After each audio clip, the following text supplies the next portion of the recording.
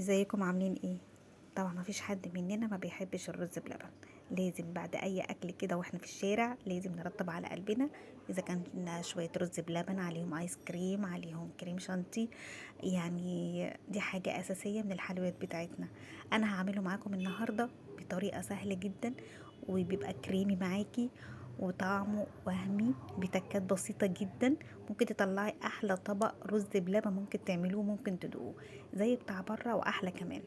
يلا شوفوا أنا عملته معاكم ازاي. قبل أي حاجة لازم تجيبوا اللبن من عند لبان، ما ينفعش اللبن المعلب. أنا هنا جبت لتر ونص من اللبن، عليه كوباية معيارية من الرز مغسول ومتصفي كويس جدا.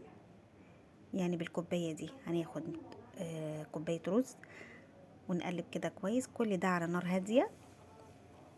احنا مش بنعلي النار خالص على الرز بلبن واحنا بنعمله عشان ما يعملش طبقة من تحت ويبقى طعمه مش حلو.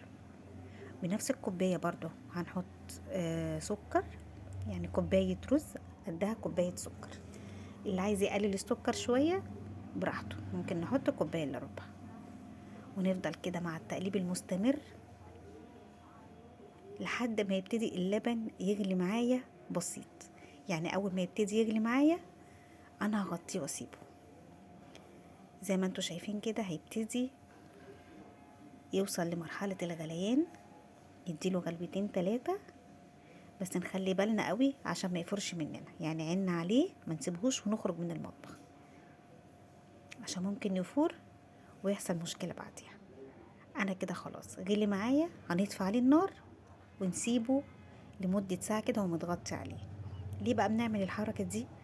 علشان الرز يشرب من السكر ومن اللبن وفي نفس الوقت يطلع معانا نص سوا.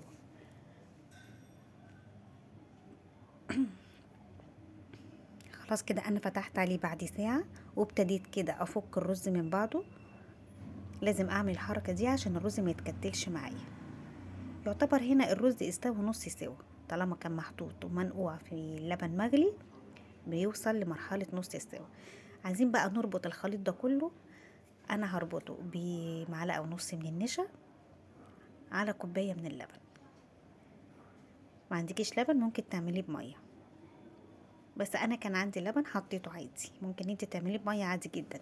يبقى حطينا معلقة ونص من اللبن دوبناهم في كوباية قصدي معلقة ونص من النشا دوبناهم في كوباية من اللبن وضفته على الرز. وبرده مع التقليب كل ده على نار هادية. اللي هيديكي بقى القوام الكريمي والطعم الكريمي بودرة الكريم شانتيه الخام. لازم تجيبي نوع كويس جدا. انا قبل كده استعملت نوع مررهولي انا مش عايزه اقول على اسمه، بس انا بقولك على افضل نوع ممكن تجيبيه هو جولدن باك. لو هتجيبيه من عند بتاع العطار او تجيبيه من مستلزمات الحلويات. بصوا بقى دي التركية بتاعتي اللي هتودي الرز بلبن بتاعك في حتة تانية خالص. انا عندي هنا كان عندي شوكولاتة بيضة، اخدت 3 مكعبات وضفتهم على الرز بلبن بتاعي. ده بقى بيديله دسامة وحلاوة، يعني جربوه وان شاء الله هيعجبكم. كل ده مع التقليب طبعا الشوكولاتة هتسيح مع السخونية وهيبتدي يتقل معايا. طبعا النشا تعمل مفعول، هتقلهولي شوية. كل ده على نار هادية. انا ما شلتش الاسباتولا من الحلة لحد ما وصلت للقوام اللي انتوا شايفينه ده. ده القوام المظبوط. عشان اضمن او اعرفك ان النشا قوامها مظبوط لازم اعمل الحركة دي. لو ما قفلتش على بعض يبقى كده خلاص قوام النشا مظبوط معايا. وطبعا لازم تتأكدي ان الرز استوى معايا 100%. ولازم يبقى مهري شوية، يعني يبقى درجة سوا بالزيادة شوية. طبعا لازم اعمل الحركة دي قدامكم علشان زي ما قلتلكم بفك اي تكتلات في الرز. خلاص كده تمام. انا بقى معايا القوام مظبوط 100%. ببقى محضرة بقى الكوبايات بتاعتي او العلب بتاعتي اللي هعمل فيها. انا عملت في العلب زي بتاعت بره شوية، وعملت في اطباق صيني بره شوية. العلب عملتها على اساس ان انا دي عايزة اعملها سادة وبتبقى محكمة الغلق بعد كده. وعملت في الاطباق علشان دي انا بقى هزينها بالقشطة وبالكراميل ومكسرات زي ما هتشوفوها دلوقتي.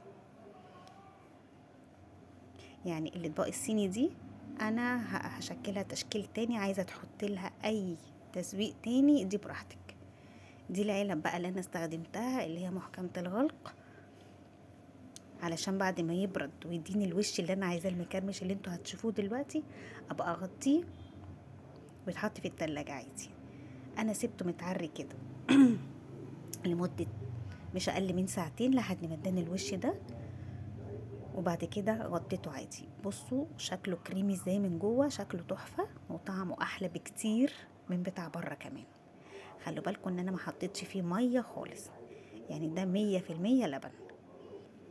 جربوا الوصفة دي يا جماعة، هتنجح معاكم من اول مرة. انا عايزة اوريكم الوش من بره مكرمش ازاي، الوش لوحده كريمي. ده بقى الطبق اللي انا قلت لكم هحط عليه الاضافات اللي انتوا هتشوفوها دي دلوقتي. دي قشطه بلدي انا جايباها برضو من عند اللبان، وكان عندي بقى صوص كراميل جاهز حطيته عليه، يعني حبيت ادلعه كده شويه. طبعا الاضافات دي كلها براحتك، في اللي بيحبوا نوتيلا، في اللي بيحبوا اي مكسرات بس قشطه بس. وحطيت عليه هنا البندق، وكان طعمه خطير يا جماعه، كأنك بتاكليه من احلى محل حلويات. يا رب تكون الوصفة عجبتكم. كان معاكم سوسن سليمان. باي باي.